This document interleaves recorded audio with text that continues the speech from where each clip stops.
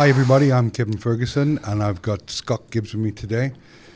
No Zelimnel, he was given a yellow card. The amount of times he interrupts you, Scott, and talking over you and just... Well, that's all they kept on was honest and this and honest and that, and the Seahawks this, and how Monty saved a dolphin.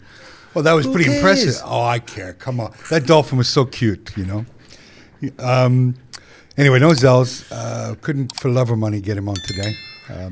They had a great show yesterday or 2 days ago, Mark and Zels. They're the A-team. They are. Da, da, da, da, da, da, da. I mean, they really are. Got great chemistry. Someone asked for Mark to put on a Santa hat. I just want to see. I can understand that. So we're going to make that happen. I would think a better hat would be a Papa Smurf hat. Yeah. But fair play to them. Love their show. Today we're going to do a tale of the tape. Because, you know, I'm all about the Benjamins. I'm all about making money in sports betting. Or the Buffaloes. The Buffaloes. Yeah, the Buffaloes, yeah. And so I just want to go over... Look, a lot of things. A lot of people have been making comments. Pride comes before the fall. All this stuff, and just remember, folks, this is a fun show. Yeah, yeah. It's immensely grateful. We're immensely grateful that the Boks are playing the way they are. That they've won 2 World Cups. That they're the #1 ranked team. We get it all. But and they're not showing any lack of kind of complacency, keeping their mouths shut. Yeah. There's no off-the-field rhetoric. It's all about excellence. It's all about driving performance, and it's all about let's see what we got on offer. And I mean, you know, that Boks squad still stacked with talent and options. Yeah. So my advice to people out there is let's enjoy this period in South African rugby. But that said, buyer beware. Buyer beware. Now, buyer beware. Now. We all know on history. If we look at the history they played 106 tests. New Zealand won 62, South Africa won 40, and there's been 4 draws. So history does play. I mean, this is the biggest rivalry in rugby, second to none. So the simple answer to the question is, can the All Blacks beat South Africa? And the simple answer is yes, they can. Yes, they can. Absolutely. Any given Sunday. This is not science. You know, there's a art of fulfillment, and there's a science to achievement. You know, and the fact is that both sides have demonstrated through the decades their own superiority on any given day, any given Saturday. Yeah. You know, when I was a kid, growing up, grew up in Wales first, then moved to Canada. And when I started getting into rugby, the only shirt you'd want to buy was the All Black shirt and South Africa. And not necessarily in that order for me. I was always a fan of the mysterious Boks, you know. And exiled for so many years, we were deprived of all of that talent that's, you know, it's not gone unnoticed. Yeah. So let's do a tale of the tape. The bookies have this game that South Africa will win by 7.5, which means in betting parlance, if you want to back the South African Springboks, they have to win by 8 or more. So minus that is called laying the points. Yes. Now, so in my lack of understanding, and you so clearly articulate to me from a betting perspective, am I right in saying that the smart money would be on New Zealand to beat South Africa? Well, that's where we'll get there, Scott. Okay, but I think you're sniffing. This is called foreplay. Yes, betting foreplay. Betting foreplay, and you're absolutely right. But we'll explain why that is. Why I think that is right.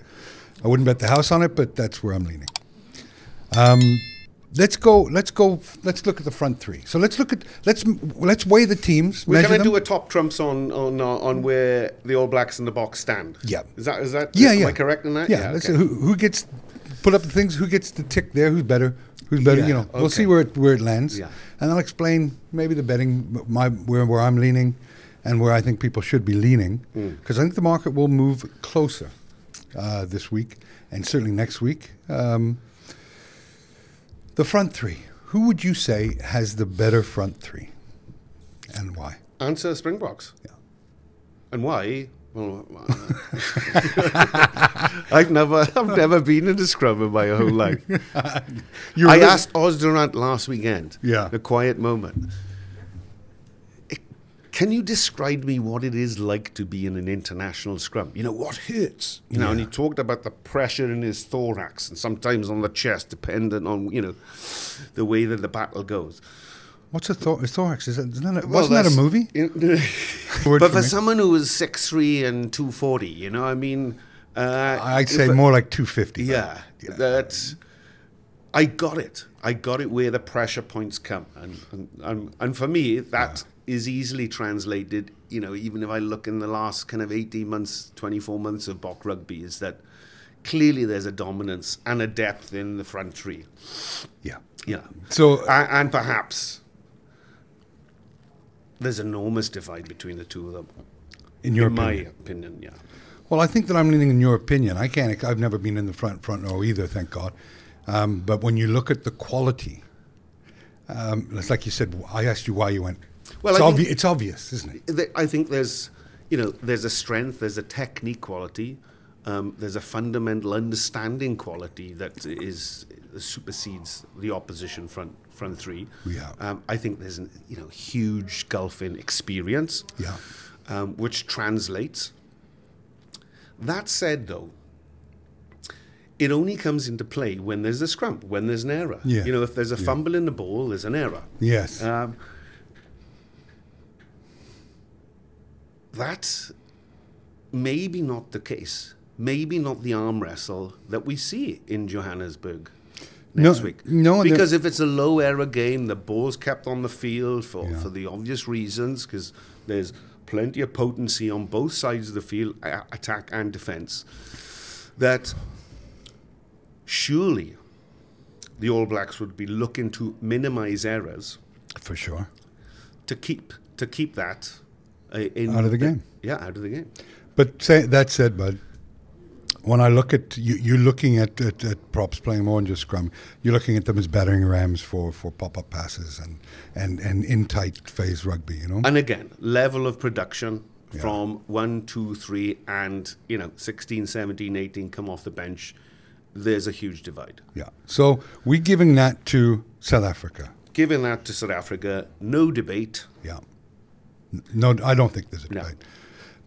Second row. Locks again. There's a huge disparity between size, power, and aggression. And size. And size. Yeah. And aggression. Did we say that? Size? I don't know. Aggression? We could have, yeah.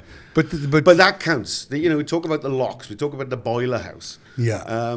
Nobody's done it better than Eben over his 100+ test matches. Nobody's done it better. And if you think that anybody's come close, and there's tons of names, I would just say, no, just look at the tape. I wouldn't argue with Bucky's over that, though, to be honest with you. Different era. Yeah. Different era. No, I mean to tell him that Eben's better. I wouldn't say that to him. No, of course. I'd say it behind you. I wouldn't want to be in a room with those two trying to argue. Two world-class players. Let's just say that. World-class players. So there's no debate, because I see the second row as a weakness for the All Blacks. Yeah. Whereas I see it as a massive strength for them. Haven't really solved the problem, have they? Yeah. With Whitelock and Retallick. Yeah. Not available and or retired. Yeah. So that is tick to the box, without a doubt. That one's easy. Yeah. Then we have the Lucies. The 7, 6, 7, and 8. Who are you giving that to? I'm still going to go with the box. I'm still going to go with the box. Cohesion, experience, gamecraft, performance. And the fact is that Pieter-Steph du Toit is carrying the torch and shooting the lights out when it comes to the performance levels required at international rugby for the time, and his contribution on the field is enormous. And I think he's dragging the rest of the back row with him and setting a clear example. Mark made a point yesterday or the other day that the more he plays, the better he gets. What kind of engine do you think is under that chassis? Because it is. Well, it's V8, V12. Well, no, it could be two. It could be a V12, isn't it? Two inverted V6s, whatever it is. Yeah. He is just setting a new paradigm for how that position is played. Yeah. And the fact is that, there's... for me, it would be... he looks like a tight end, and he operates like a tight end. I mean, the pace and power. Tight end, for those not knowing, is the guy that plays on the outside in NFL, that runs into the middle, catches the ball. No, he's a superb athlete. Supreme athlete. Yeah. Yeah. And you could probably listen if he could play basketball. I mean, literally, athletes are athletes. Yeah. The fact is that he is getting better. Yes. That's not just maturity. That's just wisdom and efficiency and his dedication to his craft. I mean, supreme. What it is as well is frightening for opposing teams. Yeah. His improvement. The Springboks have always been blessed with big human beings. I mean, I stood next to Danny Rousseau once, Andres Becher. But the fact is that Peter Steph Toy is just, immense. Well, immense in every category, really, isn't he? Yeah. He won't be, I still think I saw the biggest human being I've ever seen in Oss last weekend, so I'm not going to change that. But he's a perfect physical, athletic specimen, is Peter Steph. And the fact is that a lot of great rugby players. You get to international rugby play. You are a very, very good player.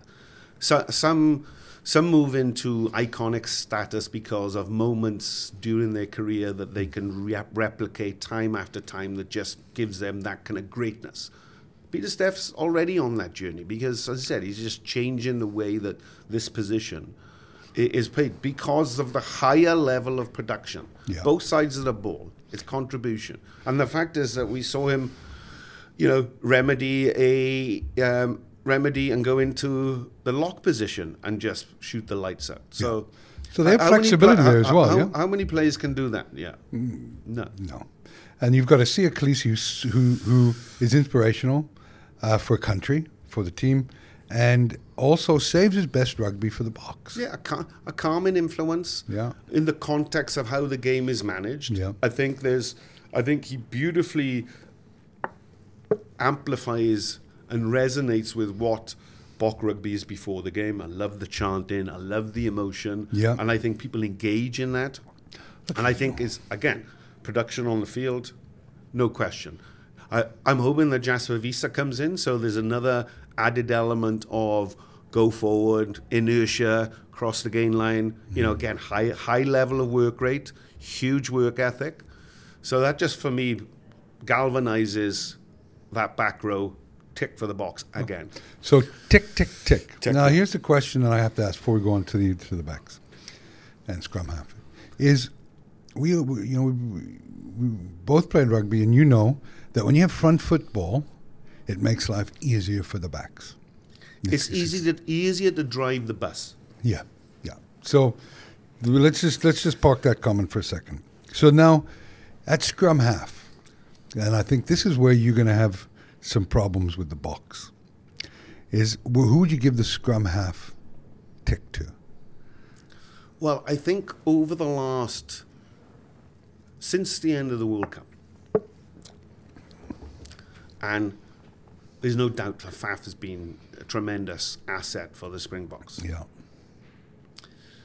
The incumbents haven't really delivered on the bigger stage and have put a cohesive performance to allay some comfort to the management team, in my opinion. Lots of talent. Grant Williams, elusive, needs, I think, the game to be broken up to see his unique skill set. Kobus Reinach, I think, is an immense warrior, but we haven't seen the best of him. Is that him tailing off slightly? Who knows? But the fact is, nobody's really dialed into this position at the moment, and I think it's a small concern for Rassie. Yeah. But it's a big concern when you're up against the biggest and the best. Yeah, fair point. If you haven't got an understanding of not only what is your best 9, but what your axis at 9 and 10 looks like. Yeah, a pivotal position, obviously, in a game. For me, those are the names inked on the team sheet first. Yeah. And I'm not sure they are with the Boks, 9 and 10. Now, I think if you look at the Boks logically and don't get caught up in the hubris and the majestic talent of some of the backs and standoffs on offer, logic tells you that you need a calm influence that can direct game management, keep the ball going forward, pepper the corners, keep a lid on the excitement. So, because I think we're all buying into the Tony Brown, and this is there's multi dimensions to the back play. I think if you go up against All Blacks, you got to strip it back down to its basics, and that's why I would love to see Pollard in number 10, Delende 12, Creel 13, solid as it comes. Yeah, and Delende I rate as the best inside center in the world. Creel, what a trajectory he's been on in terms of performance. He just keeps improving, and I didn't rate him at one stage. Not that matters to him, but I think a lot of people underestimated that this is a guy that could be lost in the ether, because when it came to rugby athleticism, no question. But gamecraft, ability to come in and out of games and make significant moments. You've seen that improvement over the last 8 months. Noticeably, last weekend, I thought there was a huddle and Creel was there. You could see now that his seniority and the responsibility is coming to the fore. And I think that comes with confidence as well, right? It does, yeah. And the building of experience and the time that he's had in the jersey and the minutes in the game that he's played have all been significant. Yeah, because he was on the periphery. Yeah. There's no doubt about that. And now he is, I think he's one of the easy ones to pencil in. Yeah. So if I was to say Jaden Hendrickson, Andre Pollard, that would give me an enormous amount of comfort going forward next week in Johannesburg as to this is who you need to drive the bus. And that's where we're going to disagree, but I respect your point. Yeah. Now, if you don't ask me who gets the tick 9 and 10, I would revert to a TJ Perenara, Bowden Barrett / Mackenzie. Yeah. And you ask me on what basis? I didn't ask you anything, but on what basis? Tell me the basis. Now, I am going to say a tick there. Tick to the All Blacks. All Blacks. Yeah. Just because I think there is a little bit of an unknown of the 9 position in the box setup. Yeah. Okay. Look, I think for me, and this is the question that's on my mind, is what message is Rassie going to send if he picks Pollard? Now, I was very... it's not that I think Sash has been amazing, and I really have. But living as long as I have,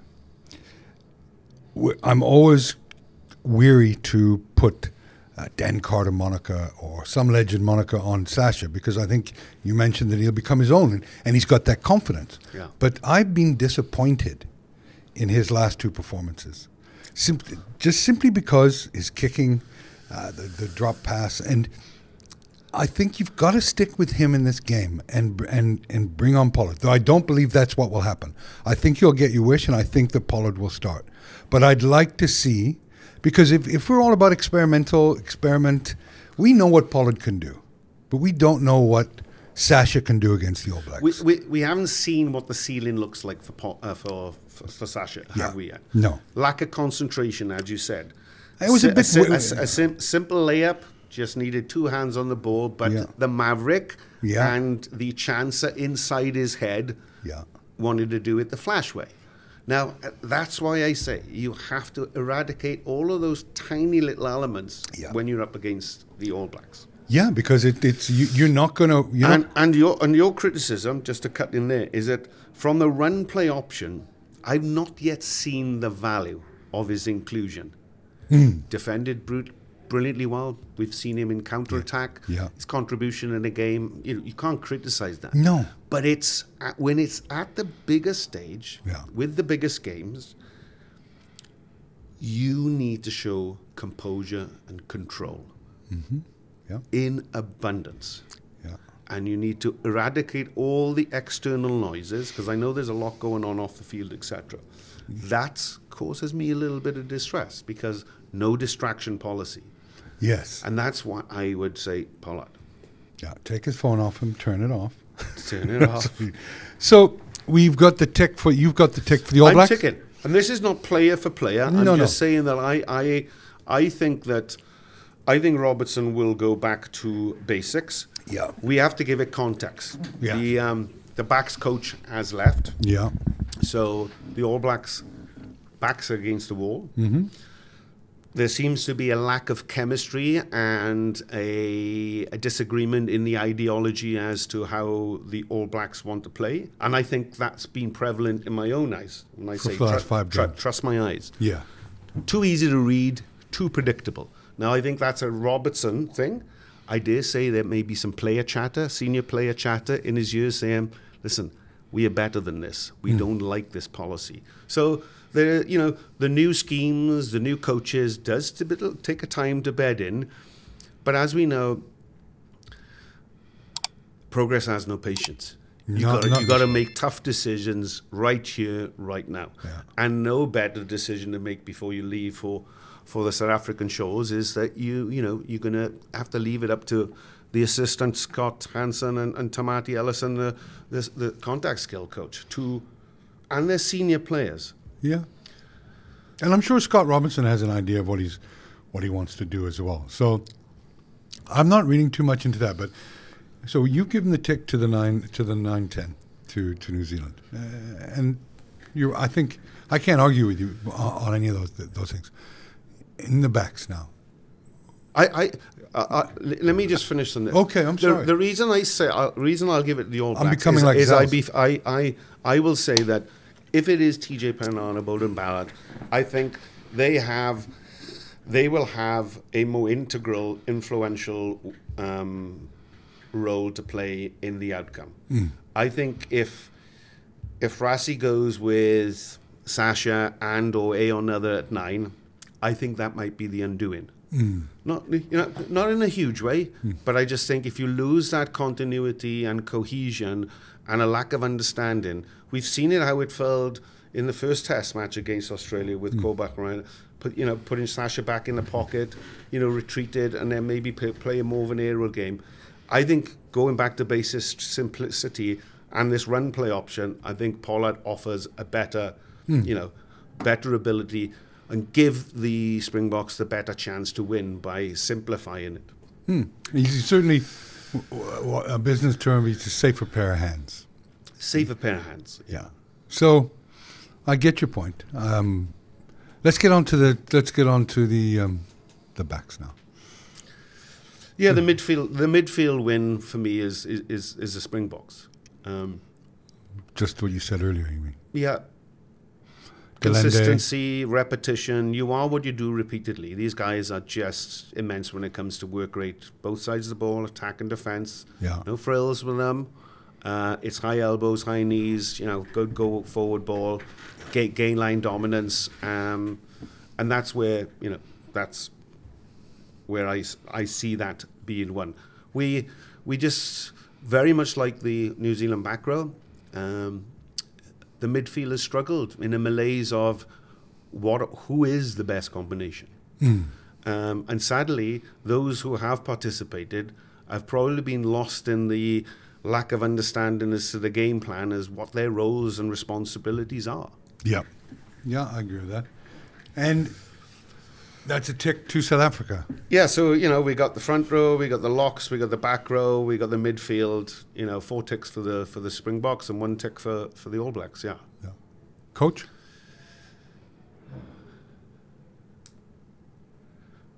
It's interesting you're hesitating on that. Yeah. And I'll say go on, you carry on, yeah. It's because I did too. And you're sitting with a genius like Rassie, double World Cup winner, is almost like Nostradamus when it comes to his rugby intelligence and his insight into the future. Yet you hesitated. Can I tell you why I hesitated? Because I think this is not about picking who is. Well, obviously we've got to give a tick to one or t'other. Yeah. I hesitated because, for me, the coaching influence is all about preparation. Yeah.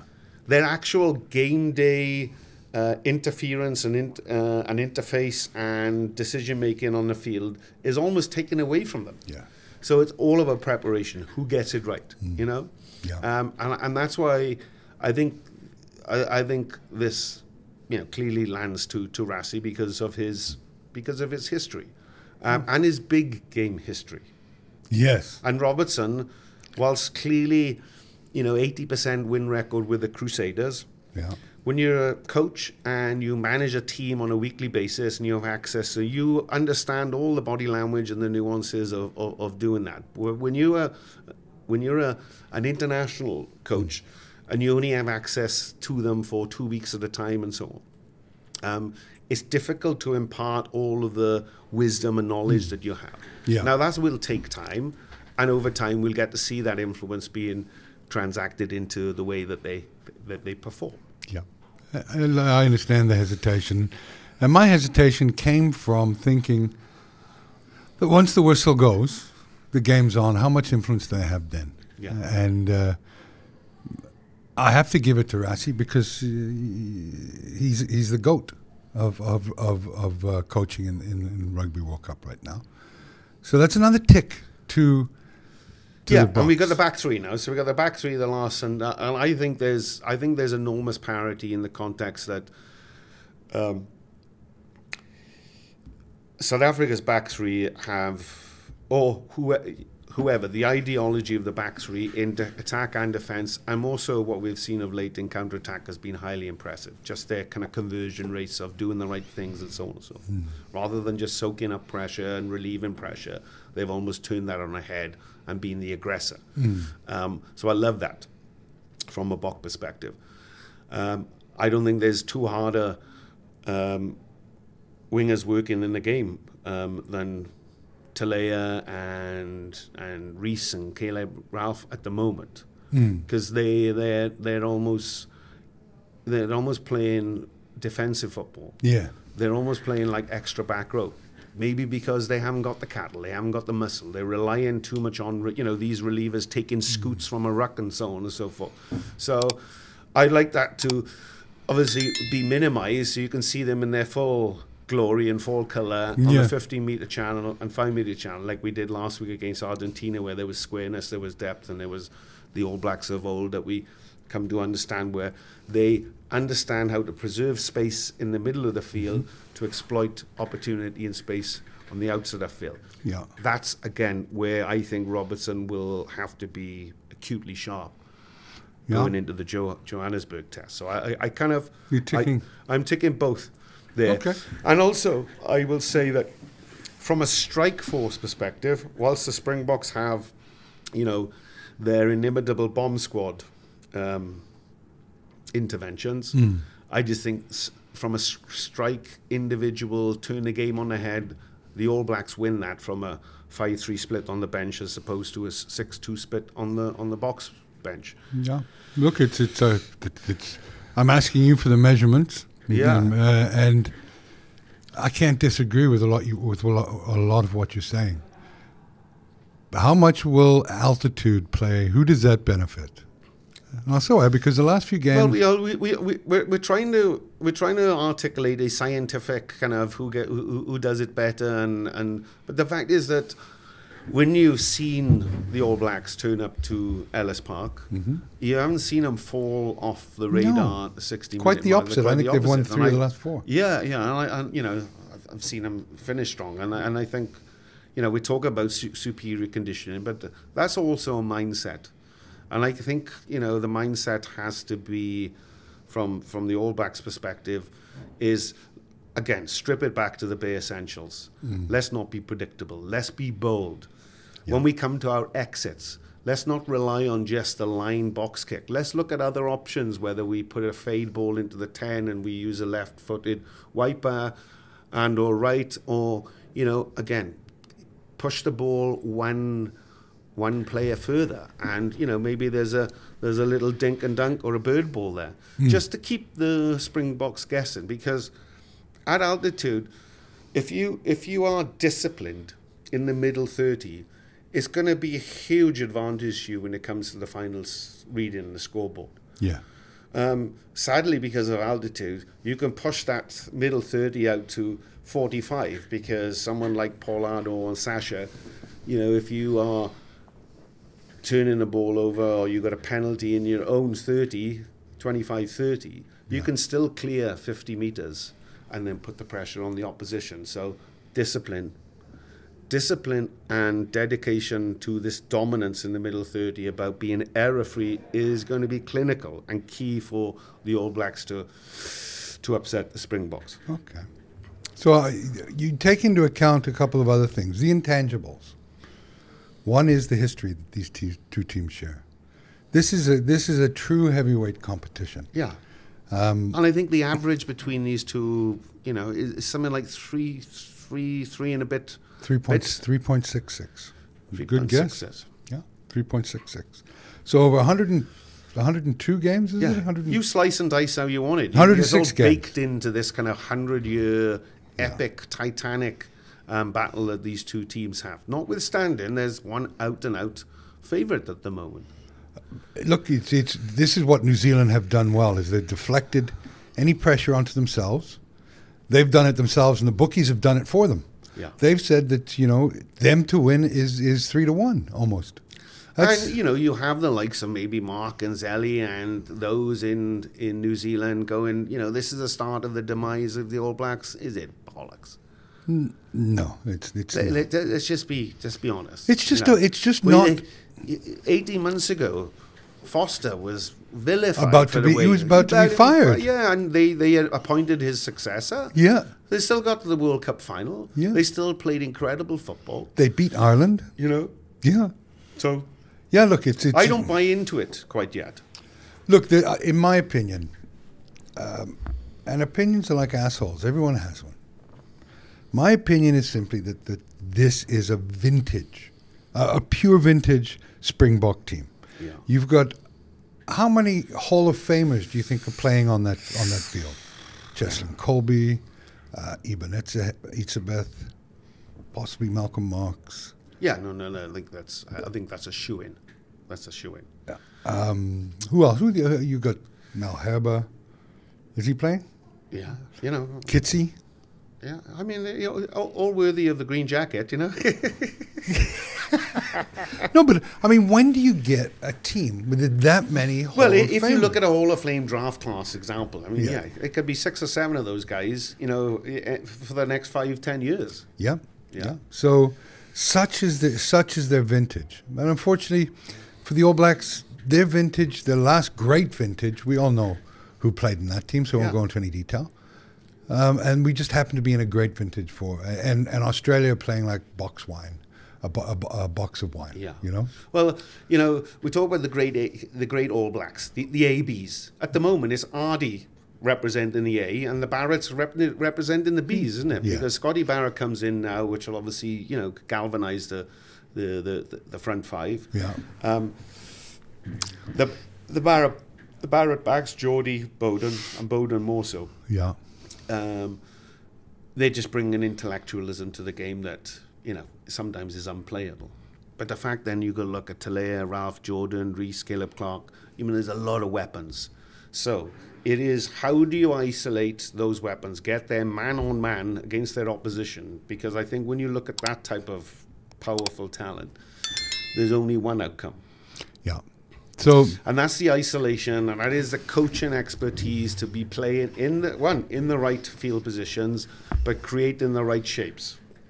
So that said, Scott, we were driving home on Sunday, beautiful drive home from Knysna to Cape Town, and I asked you what you thought your handicap would be on this, the score handicap. Yeah. And you said between 6 and 8. You're absolutely right, 7.5. It hasn't moved. I think because it's a solid line. I mean, it really is one of those lines that, as a punter, as you know, I am, and I've been betting for a long time. It is that line, but I think there's value for the All Blacks here. Yeah.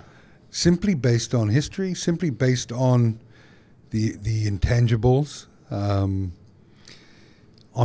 paper, and these games are always tight.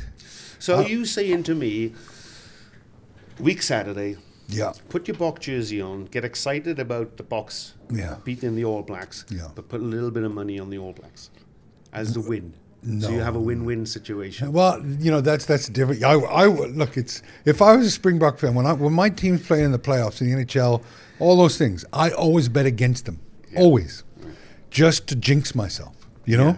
And if the other team wins, I'm gutted, but at least I'm paid for being depressed. Yeah, which is and if I lose $100, $200, then I'm even happier because they've won. So I never. But if you've got a knuckle of buffaloes, where would you put the money on next Saturday? Look, the obvious bet, and I would imagine this is going to shrink. I think, and people Go think out or shrink. It'll shrink. Shrink, yeah. That the South Africa will be favored by 6.5, and the New Zealand will be plus 6.5. Now, what plus means that on an imaginary scoreboard, when the game starts, South Africa is at 0, and New Zealand is at 7.5. Yeah, right. And that 0.5 and the 7 is crucial because you got to win by more than a converted try, which is not something that happens often between these two teams. No. So that hook point, the 7.5 is important, and these are the nuances in sports betting that a lot of people don't get. It's like, what's between 6.5 and 7.5? Well, make the bet and see the Springboks win by 7, and you'll soon know what the difference between 6.5 and 7.5 Nicely said. So the value for me is, one, if I'm a South African fan, I'm betting on the Springboks. I'll take the minus 7.5 and put a few shekels down on it, just simply because I'll never bet against my team unless I'm looking at a professional return. So for the casual, just want to have a little fun on it, just because betting on the game always makes it a bit more exciting. But if I'm looking to turn a profit for the year, which I'm always doing, I have to say that the plus 7.5 for New Zealand offers great value right now, because I don't think you're going to get it in a week's time. So that would be my. You heard it, folks. No, and it's you can see it coming in. Yeah, and as you know, for a long time, I'm usually not wrong on those things. And even if I lose the bet, it was the right bet. I always tell people, they say, "What do you say now?" Well, that was the bet I'll make yesterday, today, and tomorrow. I stand on it. Yeah. And I listen. Next week, the teams will be announced. Yeah. Is that going to change my mindset? Not really. Not unless there's a serious injury in training and all that, But I think if what I'm reading and hearing about and reading in the kind of tea leaves is that those personnel numbers and changes that I mentioned, I think makes for a better better engagement, a better contest. Yeah. Look, it's 7.5 is an interesting line. Can the All Blacks win? You bet. You betcha they can. Will they win? I don't believe they will, based on all the things that we've discussed today. Based on, you're going to have, it's New Zealand. Johannesburg doesn't seem to be a place that the Kiwis have a problem winning, but they've lost 4 of the last 6 games to South Africa. South Africa. Against South Africa, because one was at Twickenham. Which was brutal. Jeez, that was a beat down of note. And that was a statement. It was. I think at the time it wasn't the greatest result for South Africa, because it maybe filled them a little bit full of their own hot air. Yeah. Let's not peak too soon. Yes. Yeah. Look, there's a critic for every sort of point that's made in the world, and but the facts are 4 out of 6. Now, the Kiwis are going to say, pride comes before the fall, blah blah blah blah blah, and you beat us by 1 point in a World Cup where we played with 14 men. Key word: we beat you. No, and I mean we as in South Africa. I'm Welsh. You know what I mean? That's all that matters. The W. Yeah, how you get there is an enormous shift. In fact, it's a series of thousands of processes going right. Yeah, and that only the losers talk about. You only did this. If it wasn't for that, if Maya had balls, all this, the ifs, ands, and buts. You're not going to go into Sean Connery and The Rock, you know. No, it's when I go home and fuck the pumpkin. Well, I'm not, but you did. I did a terrible job there. No, but it's a great movie. Yeah. Great movie. Great line as well. And in the World Cup, South Africa's won 3. New Zealand have won 3. Except South Africa won when it mattered. I'm just saying, don't be surprised that the All Blacks have come up with a line-out defence strategy that pops the bubble. Yeah. Don't be surprised that it is a low error game, so scrums are going to be slightly less impactful. Yeah. Don't be surprised if the All Blacks come out red hot and go into a 12-point unassailing lead. And the Boks, then we go, wow. Yeah. I haven't played catch-up football for a long time. Yeah. You know? Well, against Ireland. No, and this is what we mean. I think that the South Africans that I've met have been humble. You get the odd fanatic that just thinks they can never lose again. History will teach them a lesson at some stage. But we are having fun with a very good South African team that still we haven't seen their ceiling. No. Rassi, I can tell you now, is probably obsessive about 3 World Cup wins. Yeah. And that is the bigger picture for him. That's why I think he might go with Sasha starting on Saturday. You think he'll go with Pollard? I think you're right, but it wouldn't surprise me if he picks Sasha. Well, the thing is, he's unpredictable when it comes to what he sees. Yeah. And I'm just saying, I'm trusting my eyes, and I'm going back to I'm going back to logic. Yeah. Because it's easy to look at both sides and pick holes in them, and they didn't do this last week. They have done this, and what is the greater unknown for both teams? Yeah.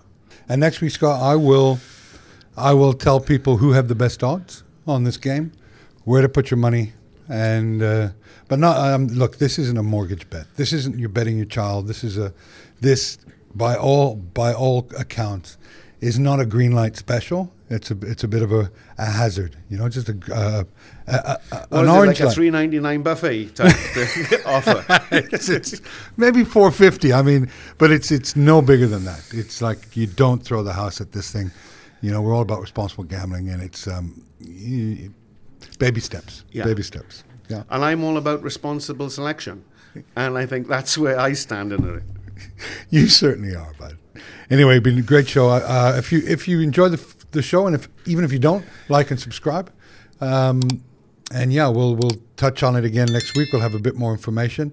What a pleasure again, Scotty, to see you in the studio, looking handsome. Yeah, last couple of weeks here in the Republic, so we've got to make it count. And can't wait for next week's restart of the Rugby Championship. Yeah, no, it's exciting. Yeah. Exciting.